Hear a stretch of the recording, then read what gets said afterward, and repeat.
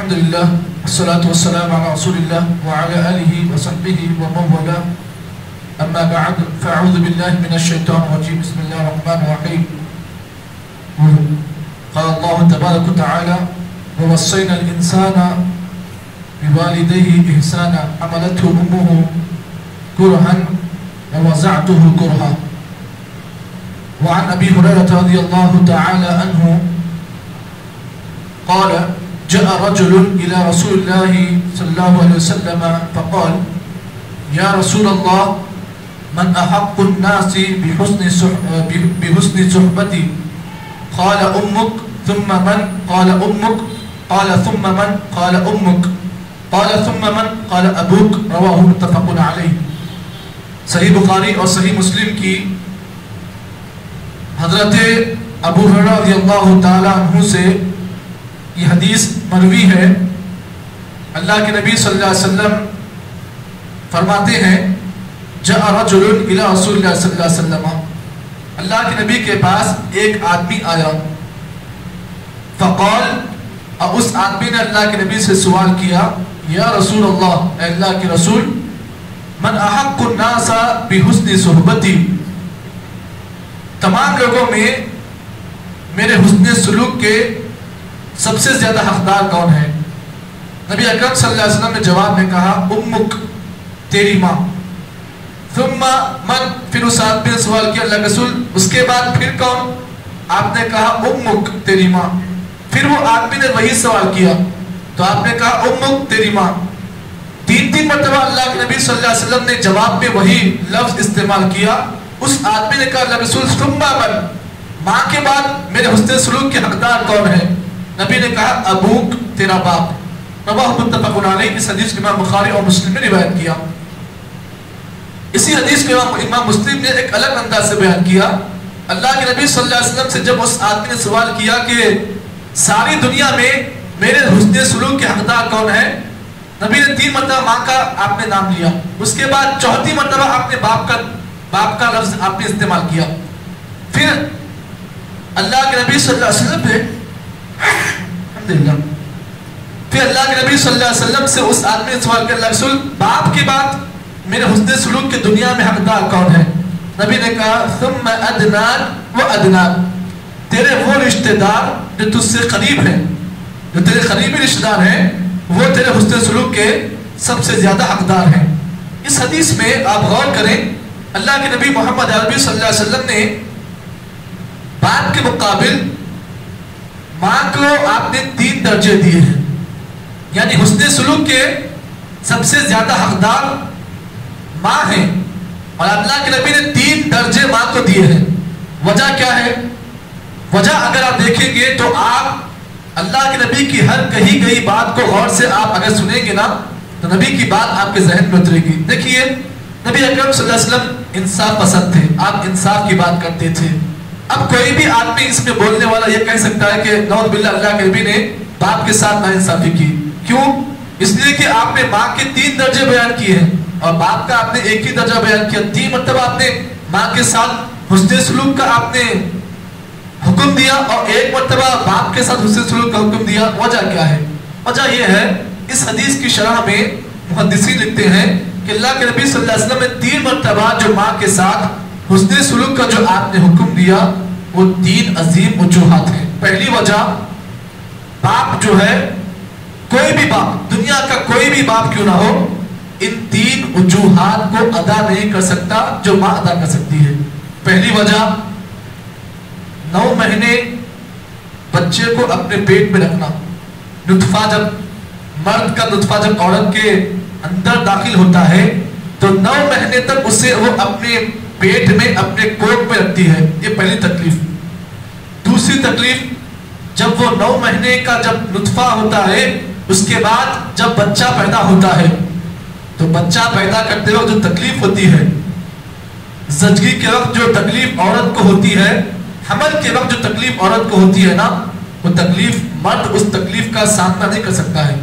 اور تیسری تکلیف جو ہے وہ ہے بچے کی پیدائش کے بعد 2 سال تک دودھ پلانے کا جو مرحلہ ہے نا, ماں اس میں اپنی نیند کو قربان کرتی ہے. بچہ جب بھی روتا ہے وہ اپنا دودھ پیش کرتی ہے, نہ دن دیکھتی ہے, نہ رات دیکھتی ہے, نہ صبح دیکھتی ہے, نہ شام دیکھتی ہے. جب بچہ روتا ہے ماں اپنا دودھ اس کے سامنے پیش کرتی ہے. بسا اوقات بچہ اتنا دودھ پی لیتا ہے کہ ماں بچے کو دودھ پلا پلا کر کبھی کبھار کمزور بھی ہو جاتی ہے, کبھی کبھار دبلی بھی ہو جاتی ہے. اور کبھی کبھار کیا ہوتا ہے کہ ماں کا جو چہرہ ہوتا ہے, ماں کا جو جسم ہوتا ہے, وہ جسم کی جو خوبصورتی ہوتی ہے, جسم کی جو نظافت ہوتی ہے, وہ بھی عورت کی کبھی کبھار کمزور ہو جاتی ہے. یہ مرحلہ ایسا ہے, اسی لیے اللہ کے نبی صلی اللہ علیہ وسلم نے 3 مرتبہ ماں کے ساتھ آپ نے حسن سلوک کا حکم دیا, اس لیے کہ 3 وجوہات ایسی ہیں کہ مرد ان 3 وجوہات کا سامنا نہیں کر سکتا جو عورت کر سکتی ہے. اس کے بعد اللہ کے نبی نے باپ کے ساتھ حسن سلوک کا آپ نے حکم دیا ہے. اب یہاں پر کوئی بھی باپ یہ نہ سمجھے کہ ہمارا درجہ چھوٹا ہے, نہیں, آپ کا بھی درجہ بہت بڑا ہے, لیکن ماں کا درجہ آپ کے درجے سے بڑا ہے, اس لیے کہ وہ 3 تکلیفیں برداشت کرتی ہے. اب یہاں پر آپ اس بات کو جان لیں, اللہ کے نبی صلی اللہ علیہ وسلم نے اس حدیث میں ایک اور مسئلہ بیان کیا. حسن سلوک کے حقدار باپ کے بعد اگر کوئی ہے تو قریبی رشتہ دار ہیں, ہمارے وہ اقربا, ہمارے وہ رشتہ دار جو ہم سے قریب ہوتے ہیں. مثال کے طور پر چچا ہے, پھوپا پھوپھی ہے, اور اسی طریقے سے خالہ خالو ہے, یہ ہمارے قریبی رشتہ دار ہیں. تو اللہ کے نبی نے اس حدیث میں قریبی رشتہ داروں کے ساتھ حسن سلوک کا حکم دیا ہے. کبھی کبھار یہ ہوتا ہے کہ آدمی کی عادت ہوتی ہے کہ وہ ہر ایک رشتہ داری کے ساتھ, رشتوں کے ساتھ اچھا سلوک کرتا ہے, لیکن سامنے والے اس کے حسن سلوک کے حقدار نہیں ہوتے ہیں. یہی واقعہ اللہ کے نبی کے زمانے میں ایک آدمی کے ساتھ ہوا. اللہ کے نبی کے پاس ایک آدمی آیا, کہا اللہ کے رسول میرے کچھ رشتہ دار ہیں اور وہ قریبی رشتہ دار ہیں, میں ان کے ساتھ رشتہ نبھاتا ہوں, ان کے ساتھ میں اچھا سلوک کرتا ہوں, لیکن وہ بار بار مجھ سے رشتہ توڑ دیتے ہیں. میں قریب ہونے کی کوشش کرتا ہوں, وہ مجھ سے دور ہو جاتے ہیں. میں ان کے ساتھ اچھا سلوک کرتا ہوں تو وہ میرے ساتھ برا سلوک کرتے ہیں. میں ان کے ساتھ نرمی کرنا چاہتا ہوں, لیکن وہ لوگ میرے ساتھ سختی کرتے ہیں. اللہ رسول بتائیے, اگر میں ایسا کروں گا, اگر وہ لوگ میرے ساتھ سختی کرتے ہیں تو میرا دل کبھی کبھار غمگین ہو جاتا ہے. میں کتنا کوشش کرنا چاہتا ہوں کہ میرے رشتہ داروں کو میں اپنے سے قریب کروں, میں ان کے ساتھ نرمی سے پیش آتا ہوں, لیکن وہ میری نرمی کا غلط فائدہ اٹھاتے ہیں. اللہ رسول بتائیے میں کیا کروں, میں مجبور ہو چکا ہوں, میں پریشان ہوں, آپ کوئی حل بتائیے.